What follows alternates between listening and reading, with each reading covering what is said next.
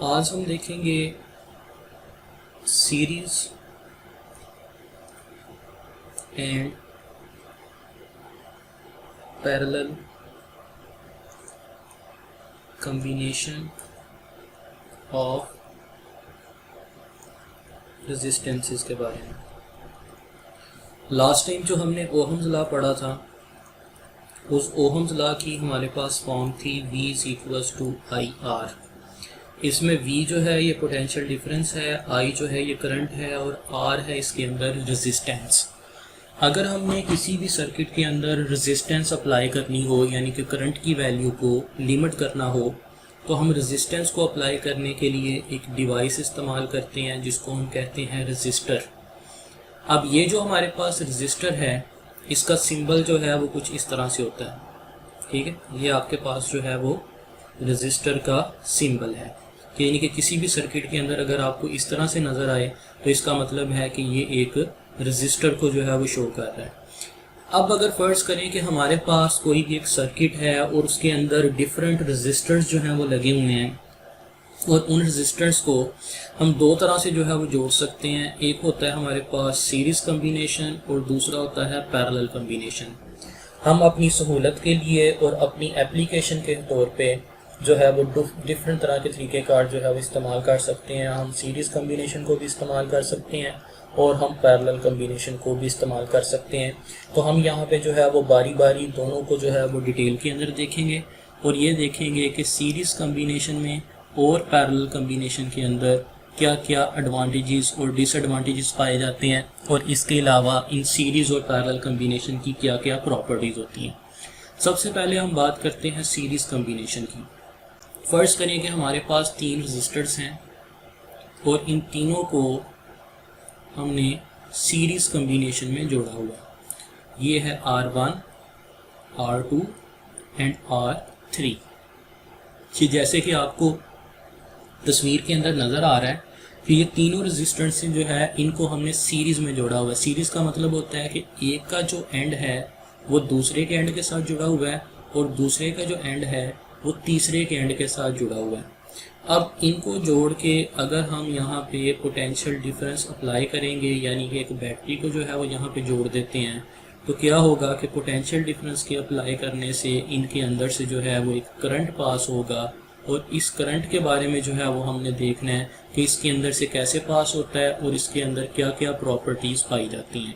तो अगर हम इसकी प्रॉपर्टीज़ के बारे में जो है वो स्टडी करें तो देखते हैं सबसे पहले कि सीरीज़ कॉम्बिनेशन के अंदर क्या क्या प्रॉपर्टीज़ पाई जाती हैं। नंबर 1, सबसे पहली जो प्रॉपर्टी होगी वो क्या होगी कि इन तमाम रेजिस्टेंसेस के अंदर जो करंट है उसकी वैल्यू क्या पाई जाएगी, सेम।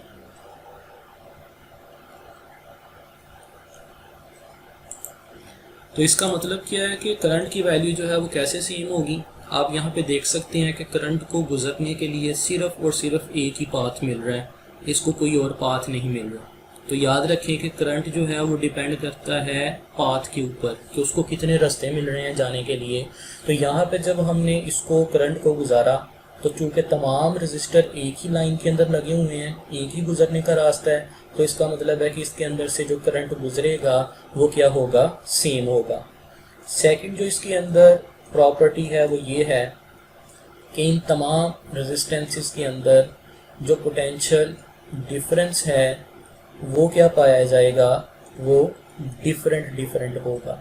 डिफरेंट कैसे होगा, इसके अक्रॉस जो है वो पोटेंशियल डिफरेंस होगा V1, यानी कि पहले के अक्रॉस जो है वो V1 होगा, दूसरे के अक्रॉस जो है वो V2 होगा, तीसरे के अक्रॉस जो है वो V3 होगा। तो सीरीज़ कॉम्बिनेशन के अंदर जो है वो सबसे पहले 2 प्रॉपर्टीज़ ये हैं कि करंट जो है वो तमाम रेजिस्टेंसेस के अंदर सेम होगा और पोटेंशियल डिफरेंस जो है वो तमाम के अंदर जो है वो क्या पाया जाएगा, डिफरेंट पाया जाएगा। तीसरी इसके अंदर जो प्रॉपर्टी है वो ये क्या है कि अगर हम इसकी इक्विवेलेंट रेजिस्टेंस निकालना चाहें, अब इक्विवेलेंट रेजिस्टेंस जो है वो क्या होती है, इसको हम RE के साथ शो करते हैं। इक्विवेलेंट रेजिस्टेंस का मतलब होता है कि अगर इन तीन रेजिस्टेंसेस की बजाय अगर हम सिंपल एक रेजिस्टेंस जो है वो इस्तेमाल करना चाहें तो हम किस वैल्यू की लगाएंगे। तो उस इक्विवेलेंट रेजिस्टेंस के निकालने का हमारे पास क्या फार्मूला होता है, R E is equals to R1 plus R2 plus R3। इसका मतलब ये हुआ कि अगर हमने इन तीनों की बजाय सिंपल एक सिंगल रेजिस्टेंस इस्तेमाल करनी है तो उसका मतलब है कि हम जो है वो कौन सी इस्तेमाल करेंगे, हम तीनों रेजिस्टेंसेस को आपस में क्या कर देंगे, ऐड कर देंगे। जैसे फ़र्ज़ करें कि मैं इनकी कोई भी इमेजिनरी वैल्यूज़ ले लेता हूँ। लेट्स से मेरे पास R1 थी 1 ओहम, R2 थी 2 ओहम और R3 भी थी 2 ओहम। तो अगर मैं इसकी इक्विवेलेंट रेजिस्टेंस निकालना चाहूँगा तो वो कितनी निकलेगी, 1 + 2 + 2, ये कितनी आ जाएगी, 5 ओहम। तो इसका मतलब ये हुआ कि अगर मैं सीरीज़ कम्बिनेशन के अंदर इन तीनों की बजाय जगह को सेव करने के लिए एक सिंगल रेजिस्टेंस लगाना चाह रहा हूँ तो मैं तीनों को हटा के सिंपल एक 5 ओहम की रेजिस्टेंस जो है वो लगा दूंगा, जो कि इन तीनों को रिप्लेस कर सकती है और उसको हम कहते हैं इक्विवेलेंट रेजिस्टेंस। फर्दर इसके अंदर अगर हम इसकी प्रॉपर्टीज़ को देखें तो सीरीज़ कम्बिनेशन का जो है वो एक नुकसान होता है, और वो क्या, अगर फ़र्ज़ करें कि आपकी ये पहली रेजिस्टेंस जो है ये काम करना छोड़ देती है तो इसका बाकियों से लिंक जो है वो ख़त्म हो जाएगा बैटरी का, क्योंकि अगर करंट पहली में से भी पास नहीं होगा तो वो बाकियों में से भी पास नहीं हो सकता, क्योंकि सिर्फ़ और सिर्फ करंट को गुजरने के लिए एक ही पाथ मिल रहा है। अब हम आते हैं दूसरे कम्बिनेशन की तरफ, जिसको हम कहते हैं पैरेलल कम्बिनेशन। अब हम सबसे पहले इस पैरेलल कम्बिनेशन को ड्रॉ करेंगे और उसके बाद देखेंगे कि पैरेलल कम्बिनेशन के अंदर जो है वो क्या क्या प्रॉपर्टीज़ पाई जाती हैं। फ़र्ज़ करें कि हमारे पास अगेन वही तीन रेजिस्टेंसेस हैं, R1, दूसरी है R2 और तीसरी है R3। अब अगर हम फ़र्ज़ करें कि इनको इस तरीके से आपस में जोड़ते हैं कि इनके एक एक टर्मिनल को पकड़ के हमने एक जगह पे जोड़ दिया और दूसरे टर्मिनल को पकड़ के हमने दूसरी जगह पे जोड़ दिया, तो ये बन गया हमारे पास पैरेलल कम्बिनेशन। यानी कि हमने तीनों के एक एक एंड को आपस में पकड़ के जोड़ दिया और दूसरे एंड को पकड़ के आपस में जोड़ दिया, और यहाँ पे अगर हम एक पोटेंशियल डिफरेंस अप्लाई कर देते हैं तो ये हमारे पास जो है वो पैरेलल कम्बिनेशन की एक एग्जाम्पल बन गई। अब देखते हैं कि इसके अंदर क्या क्या प्रॉपर्टीज़ पाई जाती हैं। पहली जो प्रॉपर्टी इनके अंदर पाई जाती है वो ये है कि इन तीनों रेजिस्टेंसेस के अंदर जो करंट है वो क्या पाया जाएगा, डिफरेंट। किस वजह से, यहाँ पे फ़र्ज़ करें कि आई करंट जो है वो प्रोड्यूस हुआ, जैसे ही वो इस नोड पे पहुँचेगा यानी कि इस पॉइंट पे पहुँचेगा, अब उसको जाने के लिए तीन रास्ते मिल रहे हैं। यहाँ से जो करंट गुजरेगा वो I1 होगा, यहाँ पे I2 होगा और यहाँ पे क्या होगा, I3। मतलब आपका ये जो I करंट है ये कितने हिस्सों के अंदर डिवाइड हो गया, तीन हिस्सों के अंदर, क्योंकि उसको गुजरने के लिए तीन पाथ मिल रहे हैं। और मैं आपको एक बड़ी इंटरेस्टिंग चीज़ बताता हूँ करंट के बारे में कि करंट हमेशा ईजी पाथ की तरफ जाता है। इसका मतलब ये होगा कि तीनों में से जिसकी रेजिस्टेंस कम होगी उसके अंदर से जो है वो करंट कम पास होगा, ज़्यादा पास होगा, और जिसकी रेजिस्टेंस ज़्यादा होगी उसमें से करंट कम पास होगा। जैसे फ़र्ज़ करें कि अगर मैं R1 जो है वो ले लेता हूँ 1 ओहम, R2 में ले लेता हूँ 2 ओहम और R3 जो है वो हम ले लेते हैं 3 ओहम, तो जाहिर सी बात है कि 1 ओहम जो है वो कम रेजिस्टेंस है, इसमें से ज़्यादा करंट गुजरेगा। R2 उसके बाद है रेजिस्टेंस, इसमें से उससे कम गुजरेगा, और R3 की रेजिस्टेंस चूँकि सबसे ज़्यादा है तो इसमें से सबसे कम करंट गुजरेगा, क्योंकि करंट जो है ये रेजिस्टेंस के इन्वर्सली प्रोपोर्शनल होता है। तो इसका मतलब ये हुआ कि जिस जगह पे उसको इजी पाथ मिलेगा वहाँ पे जो है वो ज़्यादा पास करेगा, और जहाँ पे उसको पाथ कम मिलेगा इजी, वहाँ से वो पास नहीं करेगा।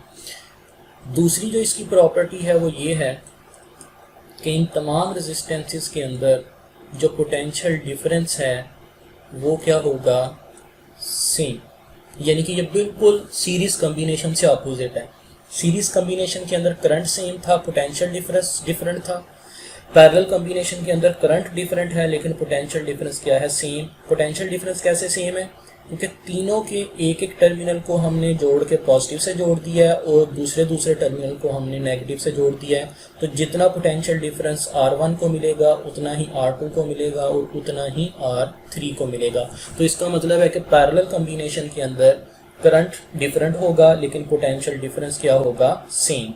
और नंबर 3, अगर हम यहाँ पे इक्विवेलेंट रेजिस्टेंस निकालना चाहें तो उसका फार्मूला क्या होगा, 1/RE is equals to 1/R1 plus 1/R2 plus 1/R3, यानी कि इनकी जो इक्विवेलेंट रेजिस्टेंस है वो इनके रेसिप्रोकल के सम के बराबर होगी। जैसे मैं यहाँ पे जो है वो एक फाइंड भी कर लेता हूँ।